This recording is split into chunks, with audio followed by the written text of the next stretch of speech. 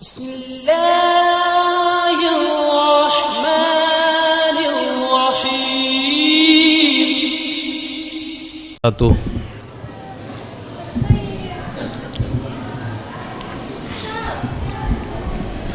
السلام علیکم ورحمۃ اللہ وبرکاتہ.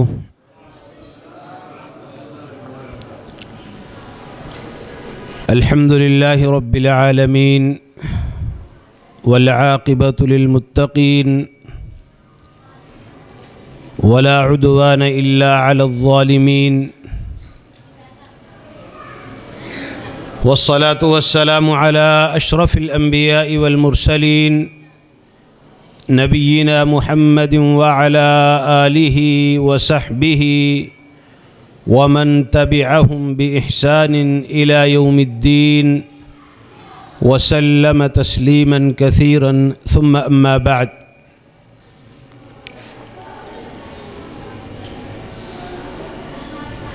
اللہ رب العزت والجلال کی مختصر حمد و ثنا اور جناب محمد الرسول اللہ صلی اللہ علیہ وسلم کی ذات گرامی پر درود و سلام کے بعد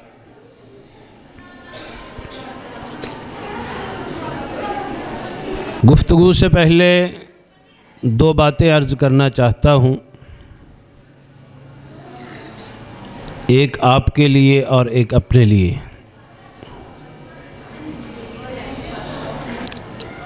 مسلک اہل حدیث کے ایک عظیم بزرگ عالم دین مولانا عبدالحق صدیقی رحمہ اللہ تعالی رحمتاً واسعہ نماز فجر کے بعد درس قرآن ارشاد فرمایا کرتے تھے. عادت تھی اور ہماری مساجد کا یہ طرہ امتیاز بھی تھا. ایک دن نماز فجر ادا کی، لوگ انتظار میں بیٹھے ہیں، لیکن حضرت نے درس ارشاد نہیں فرمایا. آہستہ آہستہ لوگ اٹھ کر چلے گئے. ایک بندہ باقی رہ گیا، ذرا لاڈلا تھا، تعلق زیادہ تھا. اس نے کہا کہ حضرت لوگ درس کے لیے بیٹھے ہوئے تھے اور آپ نے درس ہی نہیں ارشاد فرمایا. مولانا نے فرمایا اچھا درس کے لیے بیٹھے تھے، لاؤ قرآن پاک. قرآن پاک لے آیا. عادتاً 10-15 منٹ درس دیا کرتے تھے. اس دن وہ سامنے ایک ہی سامنے بیٹھا تھا اور حضرت نے تقریباً 1 گھنٹہ درس ارشاد فرمایا. درس کے بعد اس نے پوچھا کہ حضرت پہلے اتنے لوگ ہوتے ہیں اور 10-15 منٹ درس ہوتا ہے، اور آج میں اکیلا ہی قابو آیا ہوا تھا اور آپ نے پورا گھنٹہ درس ارشاد فرما دیا. فرمایا کہ پہلے لوگوں کو سناتا تھا، آج اللہ تعالیٰ کو سنایا ہے. اس لیے اس مسند پر بیٹھنے والا، منبر پر آنے والا اگر اللہ کو سنانے کے لیے آیا ہے تو اسے اس سے کوئی غرض نہیں ہوتی کہ سامنے سامعین کتنے ہیں. اس نے اللہ رب العزت والجلال کی رضا کے لیے بولنا ہے اور اللہ رب العزت والجلال سے ہی اس کا اجر لینا ہے. اور دوسری بات، جو ساتھی باہر بیٹھے ہیں وہ اندر تشریف لے آئیں اور قریب قریب ہو جائیں. نبی صلی اللہ علیہ وسلم کا فرمان ہے کہ فرشتوں کی ایک جماعت گشت پر تھی.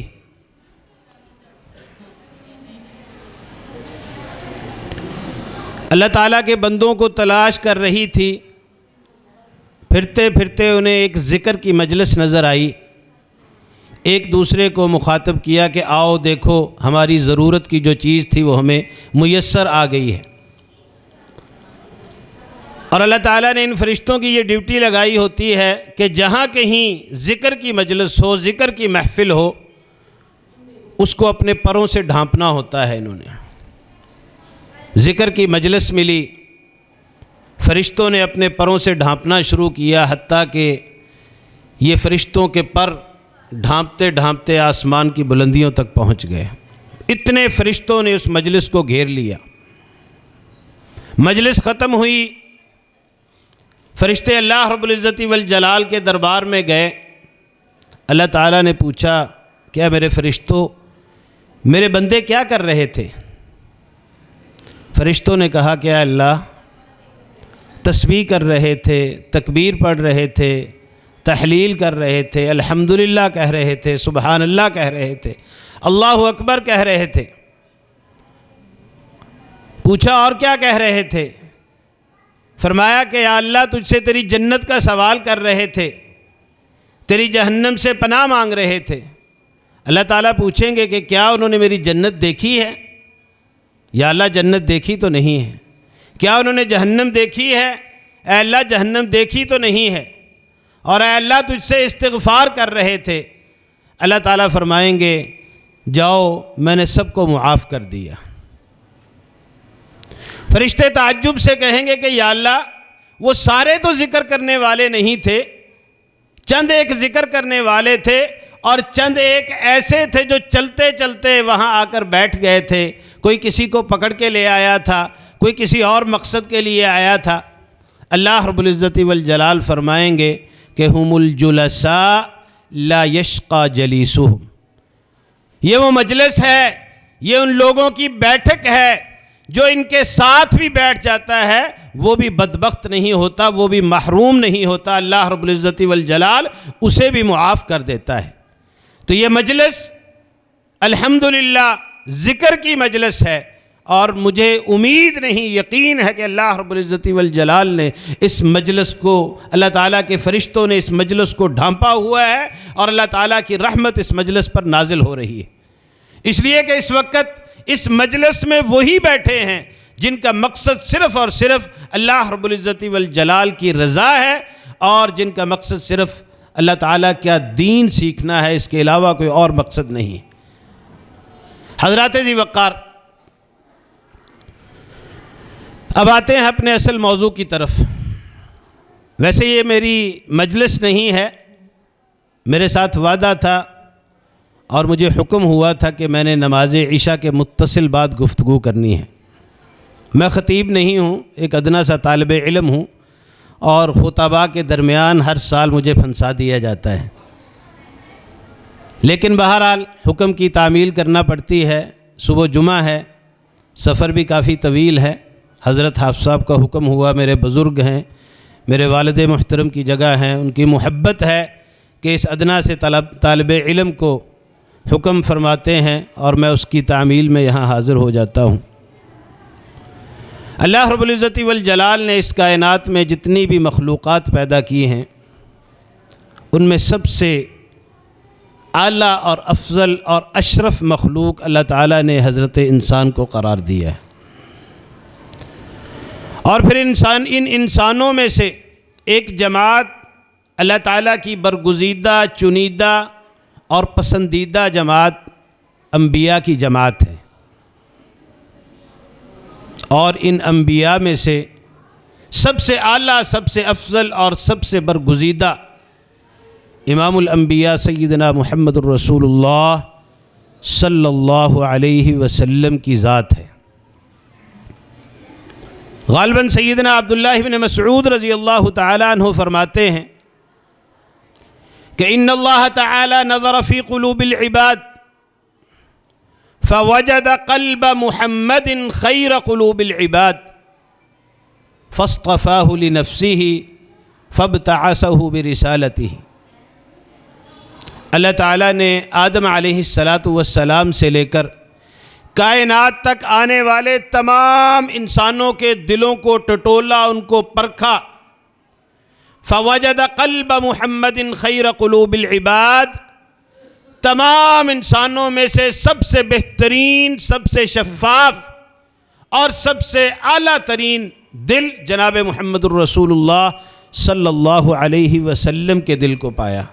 اس لیے اللہ تعالیٰ نے محمد الرسول اللہ صلی اللہ علیہ وسلم کو اپنی نبوت اور اپنی رسالت اور ختم نبوت کے لیے منتخب فرما لیا۔ ثم نظر فی قلوب العباد، اس کے بعد اللہ تعالیٰ نے پھر کائنات کے انسانوں کے دلوں کو ٹٹولا، فوجد قلوب اصحابہ خیر قلوب العباد، اور اس کے بعد امام الانبیاء کے صحابہ کے دلوں کو سب سے بہترین دل پایا۔ فجعلہم وزراء نبیہ، اس لیے اللہ تعالیٰ نے اس خوبی کی بنا پر، اس شفافیت کی بنا پر ان کو اپنے نبی کے وزراء بنا دیا، صحابی بنا دیا، جان نثار بنا دیا۔ سب سے پہلے مخلوقات میں سے انسان کا انتخاب کس نے کیا؟ اللہ رب العزت والجلال نے۔ پھر انبیاء کا انتخاب ان انسانوں میں کس نے کیا؟ اللہ رب العزت والجلال نے۔ اور پھر نبیوں میں سے جناب محمد الرسول اللہ صلی اللہ علیہ وسلم کا انتخاب کس نے کیا؟ اللہ رب العزت والجلال نے۔ اور پھر اللہ کے نبی کے صحابہ کا انتخاب کس نے کیا؟ اللہ رب العزت والجلال نے۔ یہ اللہ رب العزت والجلال کا انتخاب ایک اعزاز ہے، اور آپ سب جانتے ہیں کہ وہ سلسلہ نبوت جو آدم علیہ السلام سے شروع ہوا وہ امام الانبیاء پر آ کر ختم ہو گیا۔ کیا اس کے بعد انسانیت کو دعوت اور تبلیغ کی ضرورت نہیں تھی؟ کیا اس کے بعد انسانیت کو رہنمائی کی ضرورت نہیں تھی؟ کیا اس کے بعد انسانیت کو اللہ رب العزت والجلال کی طرف بلانے کی ضرورت نہیں تھی؟ بالکل تھی، لیکن انسانیت کی تکمیل ہو چکی تھی اور انسانیت کو مزید نبیوں کی ضرورت نہیں تھی۔ اس لیے اللہ رب العزت والجلال نے نبوت کا سلسلہ ختم کر دیا، لیکن وہ بہترین منصب، وہ بہترین فریضہ اللہ رب العزت والجلال نے سونپنے کے لیے کچھ اور لوگوں کا انتخاب کیا۔ جیسے پہلے اللہ رب العزت والجلال کا انتخاب تھا، اسی طرح یہ بھی اللہ رب العزت والجلال کا انتخاب ہوئے، اور امام الانبیاء سیدنا محمد الرسول اللہ صلی اللہ علیہ وسلم نے فرمایا کہ العلماء ورثۃ الانبیاء، انبیاء کے بعد اللہ تعالیٰ نے انبیاء کی جو ذمہ داری تھی اس کو ادا کرنے کے لیے، انبیاء کا جو فرض منصبی تھا اس کو ادا کرنے کے لیے علماء کا انتخاب کیا ہے۔ اور یہ سعادت اللہ تعالیٰ ہر کسی کو عطا نہیں کرتا۔ وَمَا مِن دَابَّةٍ فِي الْأَرْضِ إِلَّا عَلَى اللَّهِ رِزْقُهَا، رزق ہر کسی کو عطا کر دیتا ہے، کوئی اس کا عبادت گزار ہو، کوئی اس کا نافرمان ہو، کوئی انا ربکم الاعلیٰ کا دعویٰ کرے، اسے بھی اللہ رب العزت والجلال رزق عطا کرتا ہے، رزق سے کسی کو محروم نہیں کرتا۔ لیکن جب بات ہدایت کی آتی ہے، جب بات نبی کی وراثت کی آتی ہے، جب بات اللہ رب العزت والجلال کی طرف سے دلوں کو پاک اور صاف کرنے کی آتی ہے، یہ اللہ تعالیٰ ہر کسی کو عطا نہیں کرتا۔ پہلی بات تو یہ ہے کہ اس کے لیے محنت کرنی پڑتی ہے۔ فلولا نفر من کل فرقۃ منہم طائفۃ لیتفقہوا فی الدین، اس کے لیے گھر سے نکلنا پڑتا ہے، اس کے لیے پیشانیاں رگڑنی پڑتی ہیں، اس کے لیے اللہ رب العزت والجلال کے سامنے گڑ گڑانا پڑتا ہے، آنسو بہانے پڑتے ہیں، التجائیں کرنی پڑتی ہیں، اللہ تعالیٰ کے سامنے اس کی منتیں اور سماجتیں کرنے پڑتی ہیں، پھر اللہ رب العزت والجلال عطا کرتا ہے۔ وما كنا لنهتدي لولا ان هدانا اللہ، اگر اللہ تعالیٰ ہمیں ہدایت نہ دیتا، اگر اللہ تعالیٰ ہمیں یہ اعزاز نہ دیتا، اگر اللہ تعالیٰ ہمیں یہ توفیق نہ دیتا تو کبھی ہم اس راستے پر نہ آ سکتے، کبھی ہم اللہ رب العزت والجلال کے نبی کے وارث نہ بن سکتے۔ یہ اللہ تعالیٰ کا انتخاب ہے، اور یہ علماء اللہ رب العزت والجلال کے پسندیدہ ہیں۔ اسی لیے پورے قرآن میں اللہ تعالیٰ نے اگر کسی کو خشیت کی اور کسی کی ضمانت دی ہے تو وہ علماء کے بارے میں دی ہے کہ انما یخشی اللہ من عبادہ العلماء، انما یخشی اللہ من عبادہ العلماء۔ اس کائنات میں اگر سب سے زیادہ کوئی ڈرنے والا ہے، اللہ رب العزت والجلال کا تقوی اور اس کی خشیت اپنے دل کے اندر رکھنے والا ہے تو وہ عالم دین ہے۔ اسی لیے فرمایا کہ اولئک ہم خیر البریہ، اس کائنات میں سب سے بہترین لوگ انبیاء اور صحابہ کے بعد وہ علماء کی جماعت ہے، اس لیے کہ ان کے صبح و شام اس کام میں گزرتے ہیں جو کام انبیاء کا تھا، اس منصب اور اس فریضے کو پورا کرنے میں گزرتے ہیں جو انبیاء کا فریضہ اور ان کا منصب تھا۔ اولئک ہم خیر البریہ، یہ ساری چیزیں ہم مانتے ہیں، انبیاء سے بھی محبت ہے، صحابہ سے بھی محبت ہے، علماء سے بھی محبت ہے، قرآن سے بھی محبت ہے، دین سے بھی محبت ہے، لیکن یہ ساری کی ساری محبتیں زبانی ہیں، عملی طور پر یہ ہمارے اندر نظر نہیں آتی۔ کتنے لوگ ایسے ہیں جنہوں نے اپنی اولادوں کے لیے اس راستے کا انتخاب کیا ہو کہ منتخب کردہ لوگ ہیں، انتخاب کردہ لوگ ہیں، میرا بھی جی چاہتا ہے کہ میرا بیٹا اللہ کے نبی کا وارث بنے، میرا بیٹا اللہ تعالیٰ کا پسندیدہ بنے، میرا بیٹا خیر البریہ میں شامل ہو، میرا بیٹا یخش اللہ من عبادہ العلماء کے اندر شامل ہو۔ ہماری مساجد کو دیکھ لیجئے، ہمارے مدارس کو دیکھ لیجئے، اور سکول اور کالج کو دیکھ لیجئے، وہاں فیسیں بھی ادا کرتے ہیں، وہاں سفارشیں بھی لڑاتے ہیں، داخلہ نہ ملے سیکنڈ شفٹ میں چلے جاتے ہیں، میرٹ پر داخلہ نہ ملے تو سیٹ کو خریدنے تک چلے جاتے ہیں، لاکھوں روپے فیس ادا کرتے ہیں، اور سب جانتے ہیں کہ وہ تعلیم، وہ محنت، وہ مشقت صرف چند سالہ زندگی کے لیے ہے۔ 60 سال زندگی ہوگی، 70 سالہ زندگی ہوگی، 80 سالہ، 100 سالہ زندگی، اس سے زائد تو نہیں ہے۔ اس کے لیے زندگی بھر کی دولت بھی لٹا دیتے ہیں۔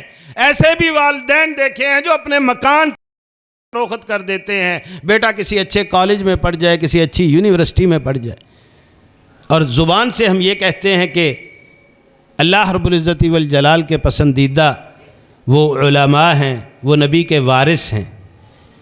یہ علم مفت ملتا ہے، اس علم کے لیے گھروں میں دروازے کھٹکھٹائے جاتے ہیں، صبح و شام آوازیں لگائی جاتی ہیں، حی علی الصلاح حی علی الفلاح۔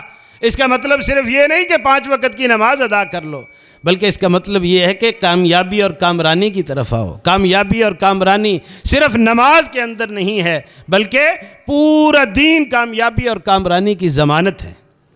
اور انتہائی معذرت کے ساتھ بات تھوڑی سی تکلیف دہ ہے، جو اس راستے پر چل رہے ہیں ان میں سے بھی آٹے میں نمک کے برابر ہیں وہ لوگ جن کا ہم و غم آخرت ہے اور کتاب اللہ اور سنت رسول اللہ، وگرنہ ہر کسی کے دماغ میں یہی سمایا ہوا ہے کہ کوئی ڈگری حاصل کر لیں، وفاق کی ڈگری حاصل کر لیں، عربی ٹیچر ہی لگ جائیں، کہیں اسلامیات کے ٹیچر ہی لگ جائیں۔ کسی کے ذہن میں یہ نہیں ہے کہ میں نے ان علماء کی جگہ پر کرنی ہے جو اس دنیا سے اٹھ چکے ہیں۔ کتنے علماء اٹھ چکے ہیں، پورا ملک خالی ہو چکا ہے۔ کسی نے یہ خواہش کی ہو، کسی نے یہ عزم کیا ہو کہ میں نے مولانا عبد المنان نور پوری کی جگہ لینی ہے، میں نے علامہ احسان الہی ظہیر کی جگہ لینی ہے، میں نے ڈاکٹر عبدالرشید اظہر کی جگہ لینی ہے، میں نے مولانا رفیق اسری کی جگہ لینی ہے، میں نے مفتی عبید اللہ عفیف کی جگہ لینی ہے۔ کسی کے دل و دماغ کے اندر یہ بات آتی ہی نہیں، اس لیے کہ ہمارے نزدیک اس کی اہمیت ہی کوئی نہیں ہے۔ صبح و شام ہم تو دنیا دنیا کرتے ہیں۔